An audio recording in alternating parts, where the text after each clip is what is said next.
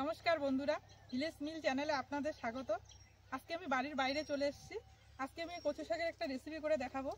কিছুটা কচু এখানে কেটে নিয়েছি, এতে আমার হবে না, আর কিছুটা লাগবে, তো আমি কেটে নিচ্ছি।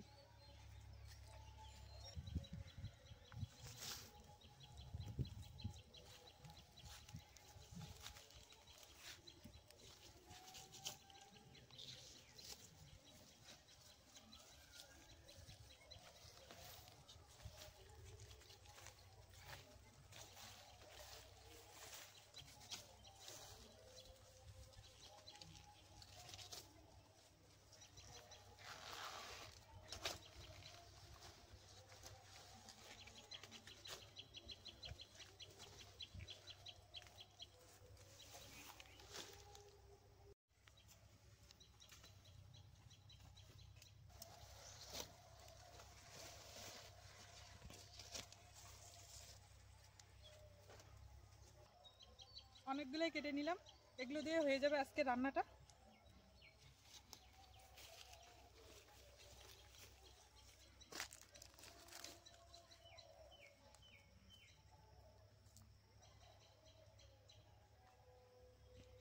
আমি কচুগুলোকে ভালো করে কেটে নিচ্ছি।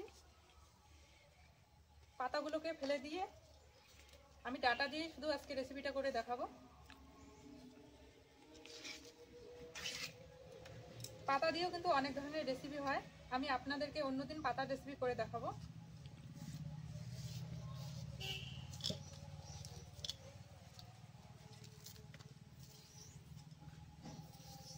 কচুগুলোকে এভাবে ছুলে টুকরো টুকরো করে নিচ্ছি।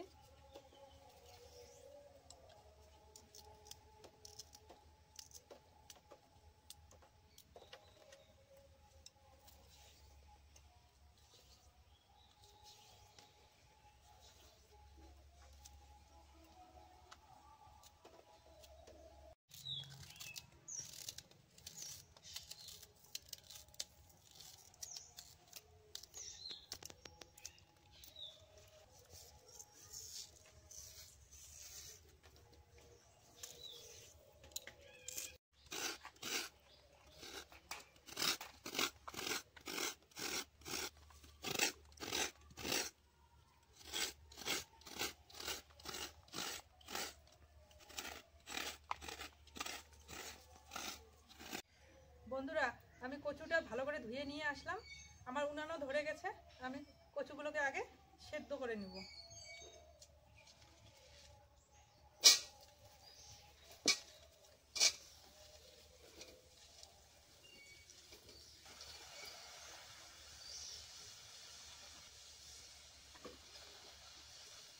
এখন এর মধ্যে একটু লবণ দিয়ে ঢাকা দিয়ে দিচ্ছি।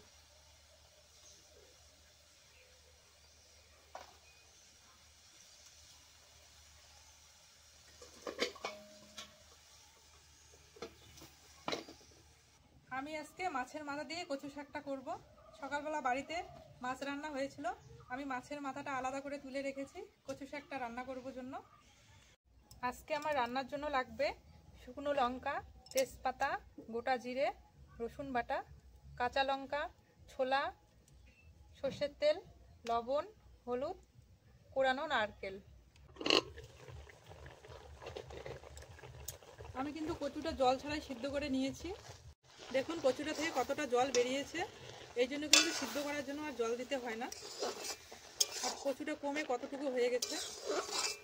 কচুটাকে এখন আলাদা পাত্রে নামিয়ে নিচ্ছি।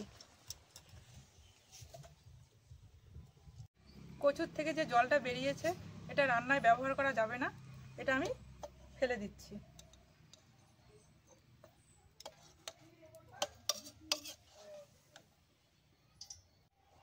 তেল গরম হয়ে গেছে, এর মধ্যে দিয়ে দিচ্ছি শুকনো লঙ্কা, তেজপাতা, গোটা জিরে আর রসুন বাটা।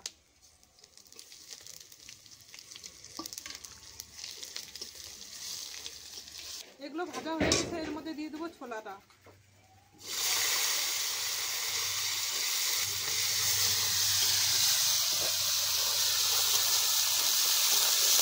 এর মধ্যে এখন দিয়ে দেবো কচুটা।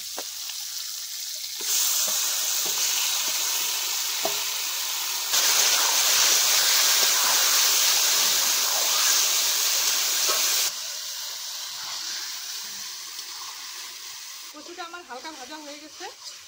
এখন এর মধ্যে দিয়ে দিচ্ছি কাঁচা লঙ্কা।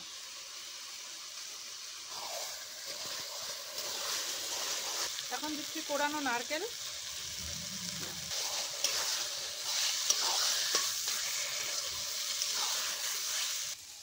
মাছের মাথাটাকে ভেঙে নিয়েছি, এখন এটাকে দিয়ে দিচ্ছি।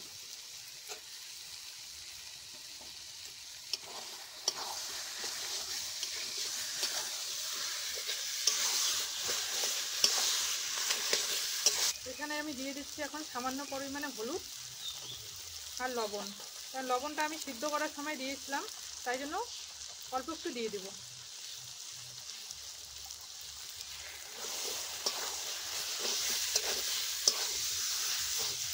বন্ধুরা, মাছের মাথাটা দেওয়াতে কিন্তু খুব সুন্দর একটা গন্ধ বেরিয়েছে, আর হলুদটা দিলাম জন্য কালারটাও কিন্তু খুব সুন্দর হয়েছে।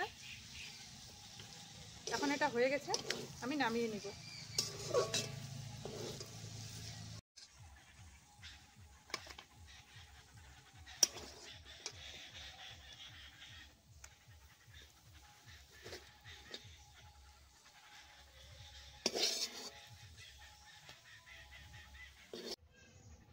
ভিডিওটি শেষ পর্যন্ত দেখার জন্য অসংখ্য ধন্যবাদ বন্ধুরা।